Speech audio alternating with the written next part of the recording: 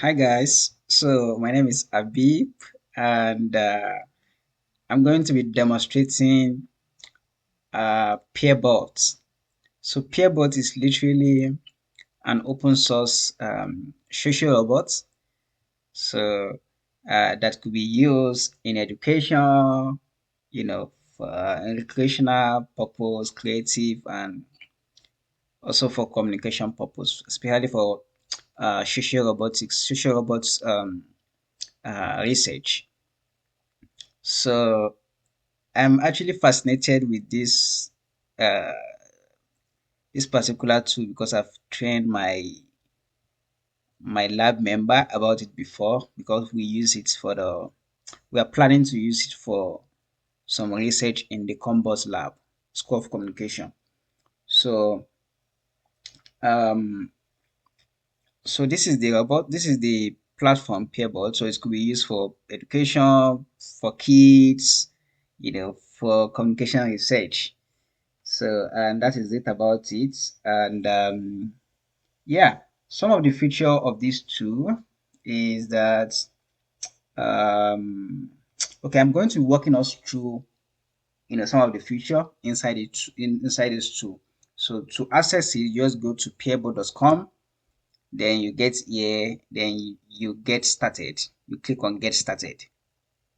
So you're going to have something like this. So but before I move forward, you need to have maybe two computer. Alternatively, you can have your phone and you can have your phone and your computer because we are going to be using either of the device for control and the other one for face. So peerbots is just like a free way for you to design the kind of bots that you want. So unlike when we for instance in our lab we have paper robots, we have many other robots. But sometimes we want to experiment with different robots with different face or different voice. But we don't have an option unless we are going to like incur another capital to buy the physical robots. So Peerbot gives us that avenue for us to customize our robots, so free of charge, and to use it for the research that we want to use it for. So I've already signed in, but let me sign out quickly. So you just click on sign in. Normally, you can sign in directly with your email. So I've signed in directly. So make sure you also after you sign in on your computer, make sure you also sign in on your phone as well. So I've also signed in on my phone as you can see here. So I'm on the same account on my phone as well. So quickly here you can see robot face. So I click robot face. This is where you could design the kind of face that you want. So let's start from here. Allow speech. So there are different kind of varieties of language. So as you can see, the moment you are clicking on each of the uh, voices, it's going to be telling you what is that voice like, right? So you can choose female, something like that. You can choose male. So you can choose different language that you first like. So that is for the select voice. So but let us choose United States. This one, yeah. So when you scroll down, you can see you have face here. So that is how the face of the robot will look like. But you can also customize our face. Come here, select faces. Simple face. This is how simple face look like. This is how robotic face look like, and this is how Ugo face look like. I think I love this. Kind of fun, right? So yeah, I think I love this. The first one, Ugo face. So you can even, try to increase the face as much as you like or decrease it as much as you like. You know, place it horizontal, play with it. So it's kind of fun. So just like that. So then that is it for here. So let me go back. Let's go back to home page. So let's go to connect. This is where you connect your controller, which is my computer now, with the face of the robot. So everything I'm doing on the controller here is going to be every text I'm entering on the controller is going to be the robot is going to be saying it on my phone.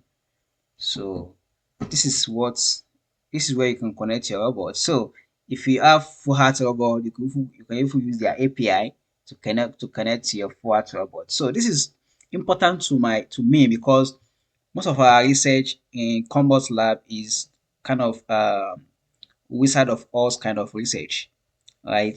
So when if you are familiar with wizard of Oz research, you know that sometimes you want to manipulate the experience, right, for the participant, for the research participant to see. So you connect your forward robot to let forward say what you want it to say, right? You could connect your Misty, so different robots.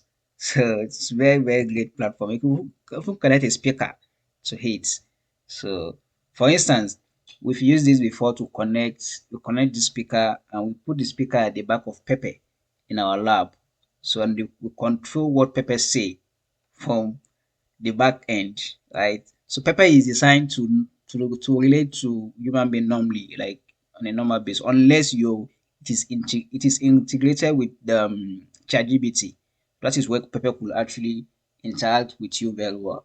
But the Pepper the one that we have in our lab, it doesn't really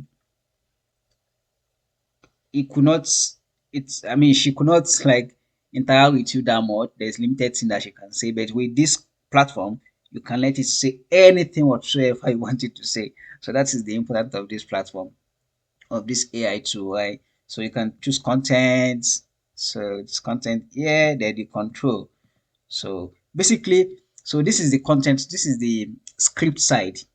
So in our lab we mostly work with script, right? We want to script robot, what robots say, how to understand how human perceive, their conversation and what have you. So we work with a lot of our work is more of scripting. We want to script it to a particular way. So here you can develop your script. There are a lot of scripts here. These are default scripts. So you can choose you can develop a script here, like customize your scripts. So I'll be showing you how to do all this. But let's go back here and let's connect our robot. That's the first thing to do. So I've already signed in here. I've already signed in on my phone as well. But now I want to connect both my system, which is the controller, and my phone, which is the robot face. So now I'll come here, connect robot, then you come here. So because I'm on the same account on my phone, I can easily call my robot. Or you can go to your user profile and pick up your user. This is my username, Combat Lab. So either way works, but I'll just call my robot directly. So before you call your robot, make sure you are in the face you are in the you are in the face panel or menu, right, on your phone. So make sure you are in the face menu already. So I want to customize my face. So I will allow speed. Okay, we've customized our face already. So this is how our face look like. If you could remember very well.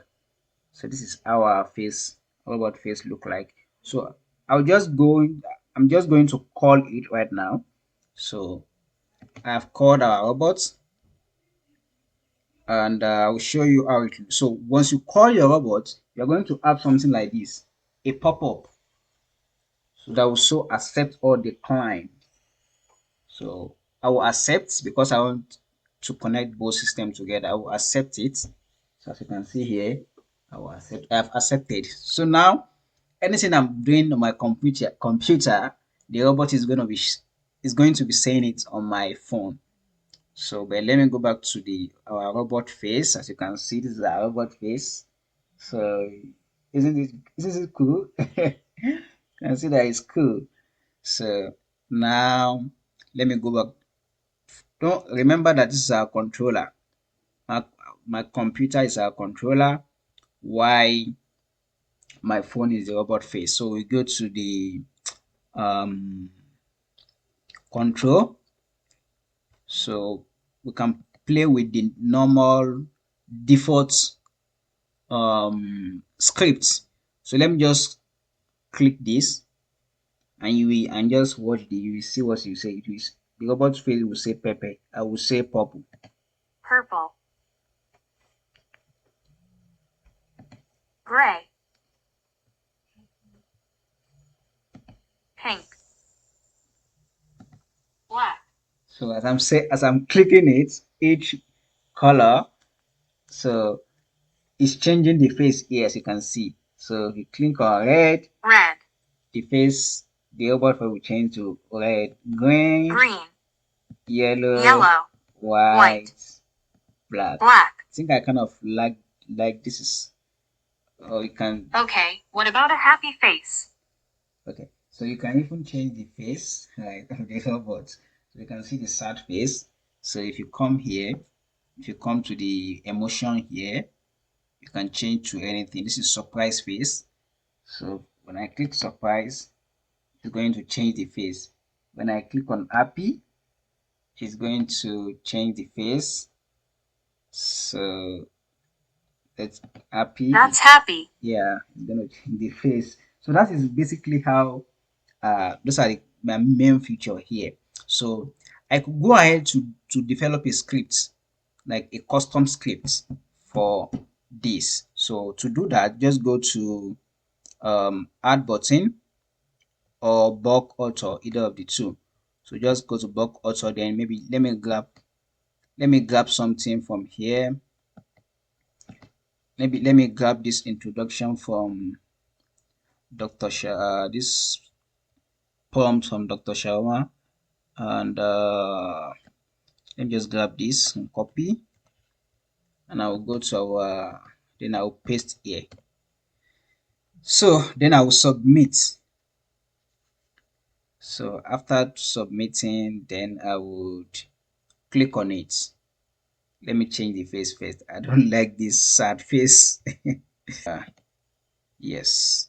So let's see. I think I'm looking for the one that's actually, yeah. I think this is also cool. So this is also cool. I can change to, either of the face. So yeah. Yeah. So maybe you can play with this. This is the neutral face anyway. But you can also play with this consign, sad, happy, surprise. You can play with this surprise, right? So you develop our script already. You just click on it, and once I click on it, it will be reading the script right from here. Personal reflections. Share your thoughts on the tool's value, limitations, and potential impact. So Introduction. A brief overview of the tool, its purpose, and its intended audience. so it split the script into different Features. Highlight its key features and functionalities using screenshots and/or video clips. Contextual application. Explain how the tool can be applied in your field, practice, or specific context. If possible, share a brief demo of how you use the tool in your context. So that is how it works basically. I think this is fun, and yeah, I think those are the major things to show. So um so the way we apply these pair boards is that, just as I've said earlier, sometimes we want to manipulate some, our condition, right? But that will require us to maybe program the robot that we already have, which is like example like Pepe. So in that instance, when we don't have someone that can program it, or a capital to buy a new robot that can do what we need, so we can use Peerboots to design what we want, right? In order to undertake the research that we want to do. So, and also sometime we want Pepe to say something differently than what it could say. So we can develop a script and put this phone at the back of the Pepe, and it will control what it's going to be saying, and people will think Pepper is the one saying things. Rather, this is the this is what is actually saying stuff. So what we do is that we print a robot 3D design. Then we plug the phone into it. So by so doing it will look like a robot. Then we use it for experiments. So that is it. And for ethical consideration, the major ethical consideration is the privacy. Uh, I mean, there is no clear um, description of how the data we put here in terms of our email, the text that we put there, how they are being used, maybe to train maybe they use it to train the peer bot or not, so we don't know. So that is the major ethical consideration. So yeah, I think this tool is very, very, very valuable because it allows for customization of robots and it's even open source. So it could be used for therapy. It could be used for therapeutic purpose, right? For small case, for old human, I mean, yeah, for old people, just for them to interact. This is when they see something like this, it's fun, and where they will control what it says, right? It also make it fun. One limitation is that the voice, as you can see, is not like if you have used um ChatGPT voice assistant before, you can see that it's more natural compared to this. So here, and also you cannot change the female to male voice. Yes, it's there, but they don't get it yet. It's not sounding like a female a female voice. So yeah, those are the limitations and the value of peer bots. So I think this is helpful.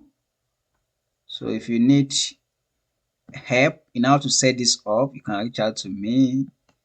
Yeah. Connecting. So yeah, that is how Peerbot works basically. So I'll stop here and thank you so much for listening to this presentation.